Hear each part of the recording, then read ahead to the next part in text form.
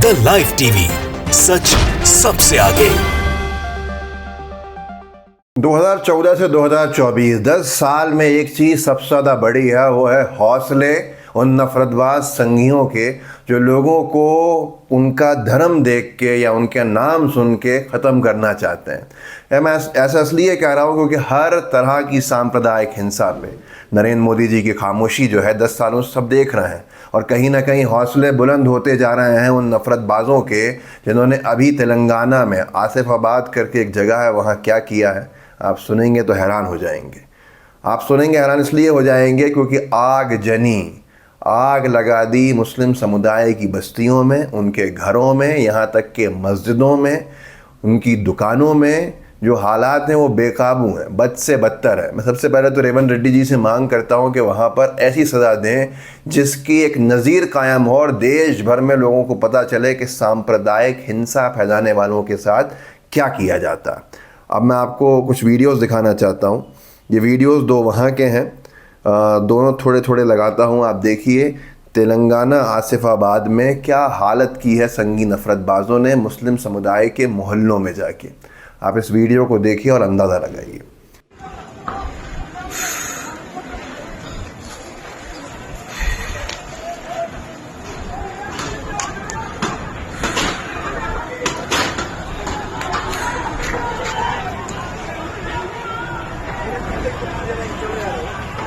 यही नौका है उनके दुकाना पूरे सिलवा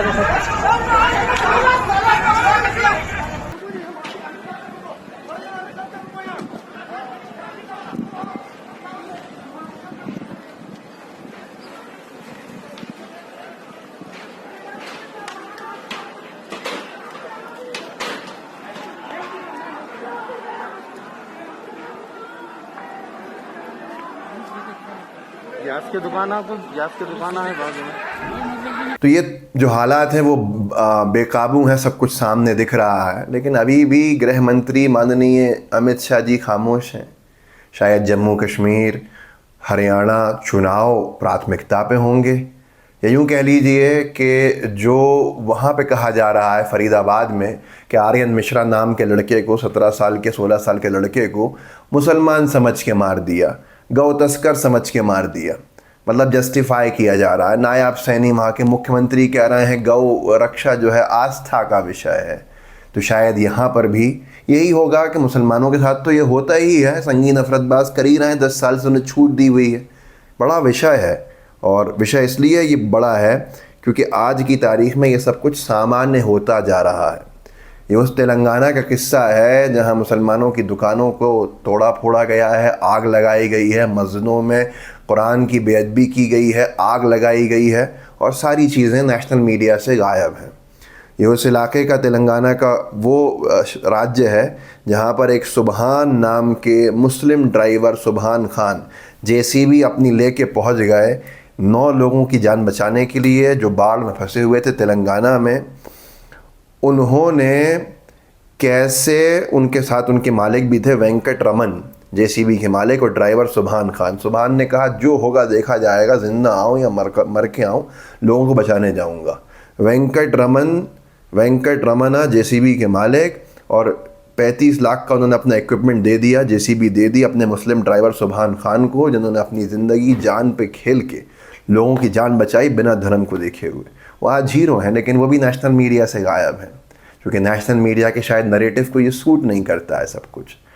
और वहाँ पर जहाँ गौ तस्कर समझकर आर्यन मिश्रा को मारा है ना, उनके माँ बाप जैसे लोग जब तक इस देश में हैं तब तक यहाँ पर सब कुछ ठीक चल रहा है, लोगों में एकता बनी हुई है, इंसानियत की उम्मीद है। उन दोनों ने, माता पिता ने, जिन्होंने अपने बेटे को खोया है, वो नायब सैनी जैसे मुख्यमंत्री की बात को सिरे से रिजेक्ट करके उनकी आंखें खोलने का बयान दे रहे हैं। क्या अधिकार किसने दिया गोली चलाने का? हिंदू हो या मुसलमान हो, अधिकार किसने दिया तुमको गोली चलाने का? उनके पिता ने क्या कहा है ज़रा सुनिए। गौ तस्कर, न्यूज़ 24 ने लिखा, गौ तस्कर समझकर इनको गोली मारने का अधिकार किसने दिया? मृतक आर्यन के पिता ने कहा। सुनिएगा, सिर्फ 20 सेकंड का लगा पाऊंगा, न्यूज़ 24 का कंटेंट है, क्योंकि क्या कहते हैं उसके बाद कॉपीराइट आता है। लेकिन ये सुनिएगा कि कैसे ये एक उस पिता की बात है जिसने अपने बेटे को खोया है। और गौ कसकर समझ के इनको अधिकार मिला हुआ है कि गोली मार दें आम को। ये अधिकार गवर्नमेंट दी है, मोदी सरकार ने दी है, तो क्यों दी है? और वहीं पर आर्यन की माँ ने जो बोला है वो तो दुनिया भर में आज तारीफ की जा रही है कि ये वो माँ है जिसने अपने बच्चे को खोया और ये कह रही है कि मुसलमान को भी कैसे मार दोगे। जर्नो मिरर की हमारे अली भाई ने इसको कवर किया है, उनका भी धन्यवाद। जर्नो मिरर ने लिखा है, कथित गौरक्षकों द्वारा मारे गए आर्यन मिश्रा की माँ का छलका दर्द, बोली मुसलमान समझकर गोली मार दी।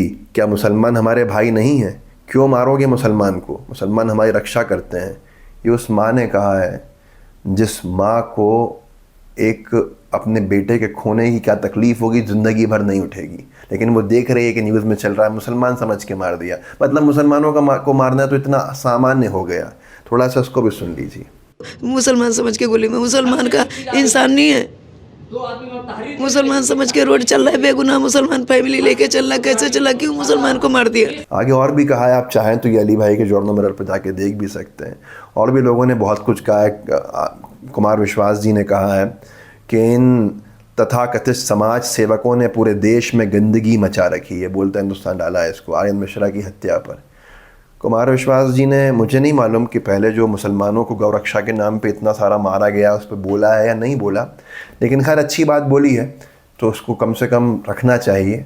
लेकिन ये भी एक बड़ा सवाल है कि चलिए अभी आके खोल लीजिए, जितनों की जान चले गई चले गई, जितने ख़त्म हो गए हो गए, अब जो बचे हैं उनकी रक्षा कर लीजिए। ये गौरक्षा के नाम पे आतंकवाद फैलाने वाले आतंकी गुंडे जो खुले में घूम रहे हैं, मुख्यमंत्री का तो बोल के समर्थन है कि गौ रक्षा, गौ मास ये बड़ा धार्मिक और आस्था का विषय हो जाता है, जस्टिफाई कर रहे थे। तो उस लड़के के पिता ने ही और माता ने ही उनके इस पूरे के पूरे राजनीति पे करारा तमाचा मारा। तेलंगाना में जो कुछ हुआ है वो बहुत सामान्य हो चुका है, तो शायद इसलिए नेशनल मीडिया का इंटरेस्ट ना हो। लेकिन मैं निवेदन करता हूँ, रेवंत रेड्डी जी मुख्यमंत्री हैं, कांग्रेस की सरकार है, कि सज़ा ऐसी दीजिए जिसके ऊपर कार्रवाई ऐसी नज़ीर कायम हो कि लोगों को आज समझ में आए कि इंसानियत बचाना सबसे ज़रूरी है। तो इस वीडियो को आगे बढ़ाइएगा, लोगों को जागरूक कीजिएगा। जय हिंद, जय भारत। द लाइव टीवी, सच सबसे आगे।